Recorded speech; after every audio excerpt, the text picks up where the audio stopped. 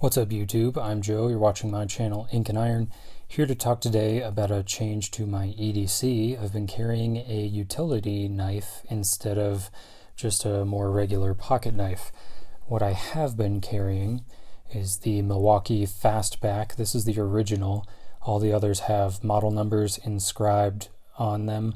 This one does not. This is kind of not vintage, but probably 90s, 2000s, 2010s era, and recently Milwaukee has come out with some more options for their folding utility knives. This one honestly wins the aesthetic competition between these three for me. I really like this sort of trailing point at the end here. I think it's a very attractive shape. It is a button lock folder, so you just hit this button. It is a release mechanism for the blade holding portion, and it does retain the blade in this closed position as well. So you just hit the button, open it up, and close it with the same button. It does lock open, and then there's a quick release for the blade here. Sorry, I've been using this one quite a bit this week.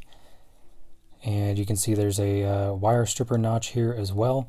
And then this big weird pocket clip, which very, very much rubs the aluminum handle. Aluminum handle, by the way, very nice. Originally painted red, has quite a bit of wear on it. And I think there's something here as well. Oh, is that the model number?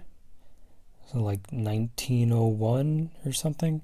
I don't know, but this should be the original Milwaukee FastBack as far as I know, and you can see it embossed there as well. Oh, there's like a cord cutter, or I think they call it a gut hook here as well. Although I'm not sure what this does over this necessarily. They seem like essentially the same tool. Anyway, I don't do a lot of electrical work, and that's why I don't know that. Another thing I've carried is this. This is the Milwaukee FastBack 5-in-1, specifically the 5-in-1. There are like 8 different models when they tried to revamp the FastBack. So this is just one of like 8 different models. The 1540, as you can see here under the clip, that is one major change there between the old style and then the new style, is the more low-lying pocket clip. It is black coated. It's the same wire gauge, it seems, but it is much, much stiffer, probably due to its short length and maybe some hardening to keep it more springy and less, bendable, malleable like the old one here. Anyway, what else do we have here? We do have a button release. So this releases the knife blade. However, to close the knife blade, you need to disengage a liner lock here. So that is strange. It takes some getting used to. The knife blade doesn't come out super readily. You can shake it out. It is not the easiest. It is a very nice finish, actually. It's a stainless steel with a stone wash.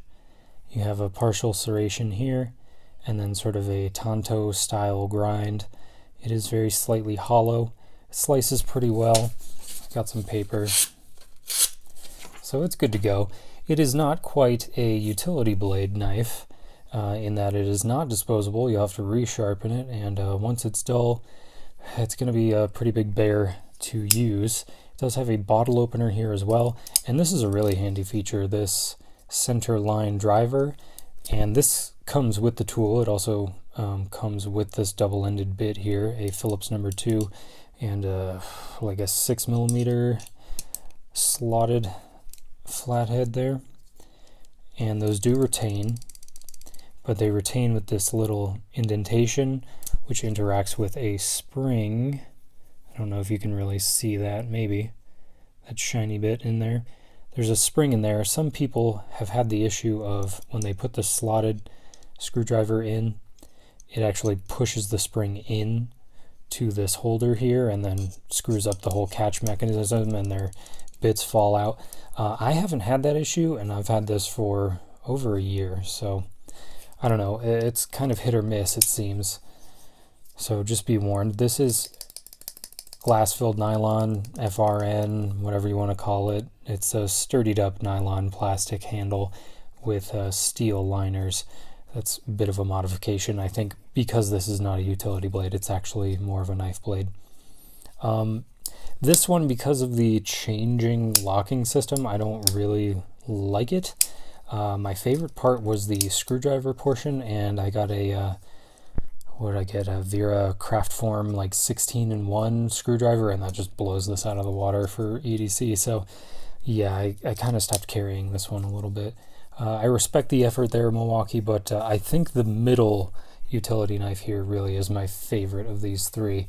And I literally just got it yesterday, carried it today, and so far I'm really enjoying it. I think it really nails what they should have done with this in the first place, and I just want to show it off real quick. So this is the Milwaukee 1502.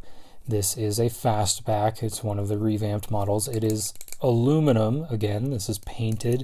It does have a button lock, and it works the same way as the old one. Press down to open, locks up, press it down, and fold it closed again. I love the simplicity of that. I love that I don't have to think about it. I love that this button projects out nicely for when I'm wearing gloves.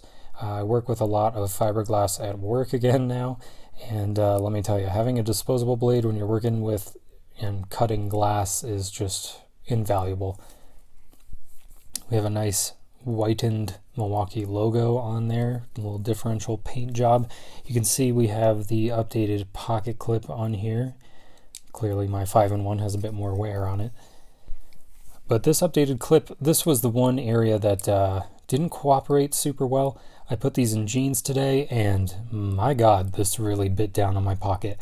I had to, back this bolt off, which is a Phillips head bolt. A little bit insulting, it was thread locked on there, which combined with a Phillips head, which is supposed to jump out in high torque applications, it's not great. It's not the friendliest bolt to try and back out, but it's doable.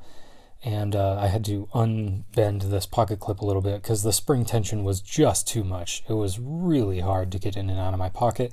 But after an adjustment, I put it back on there and it works great. So pretty happy with how that turned out. We got that strange gut hook here, and it is on a slightly wider body this time.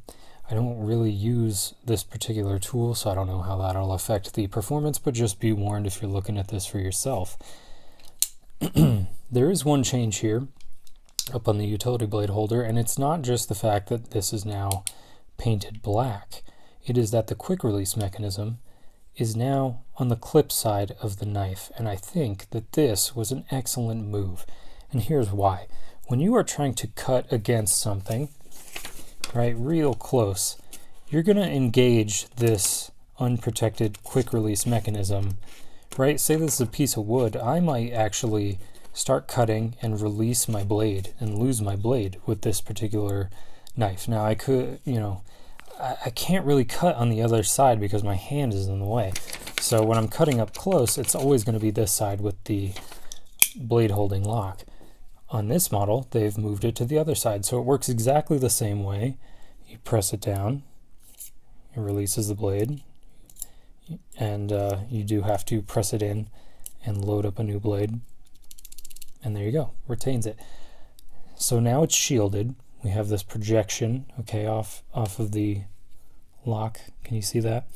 The button's a little bit smaller, a little more low-lying, and it is also on the clip side. So now, when I'm cutting up against something, I have no risk of disengaging my blade lock. So I like that. That was a great move. It needed to happen, and I think they executed it well. Same wire stripper here. I don't really do electrical. So let's move to the more interesting thing on the inside here. So you can see this is not just a liner. This is an aluminum body, remember. So this is actually a piece of plastic with a hinge that holds 5 additional utility blades. That's so much cutting performance in this package. Now I could have gone with this model without the 5-blade storage, and it's much thinner. But one of the things I liked about the Classic is actually the chunky aluminum body on here. I think it's super, super comfortable. And this one is actually slightly thicker. So for me, and issues I've had with my hands in the past, This big, wide, comfortable grip just suits me really, really well. And yeah, I think I've covered everything that's going on here with the Milwaukee FastBack 1502. Oh, this is a lanyard loop if you're going to be up in the air and you need to tether all your tools. And yeah, that about does it. Let me get a quick weight comparison and then I will let you go. The original Milwaukee FastBack, 4.703 ounces, which is 133.31 grams. The Milwaukee 1502, 4.936 ounces, which is 139.82 grams. The Milwaukee 1540 5-in-1, 4.948 ounces, which is 140.32 grams. So I don't have perfectly comparable price points for you today. I saw this one, the 5-in-1, on Amazon for $25 or less. I got this one, the 1502, at Home Depot the other day for like $15. And then I saw this one on Amazon for like $21 and under. So they should all be $25 or less. If you're paying more than that, you're messing up. You can get these for a lot cheaper. And I think your best pricing is probably going to be at the Home Depot. This is not an advertisement. They just sell Milwaukee brand. All right, I've been Joe. You've been watching Ink&Iron, sorry. Thanks for joining me. If you want to see more EDC stuff, fountain pens, paper, typewriters, I don't know, I do all kinds of stuff around here. Oh, multi-tools, do all that kind of thing around here. So stick around, like, sub, hit the bell, do the things. Catch you on the next one. All right, bye.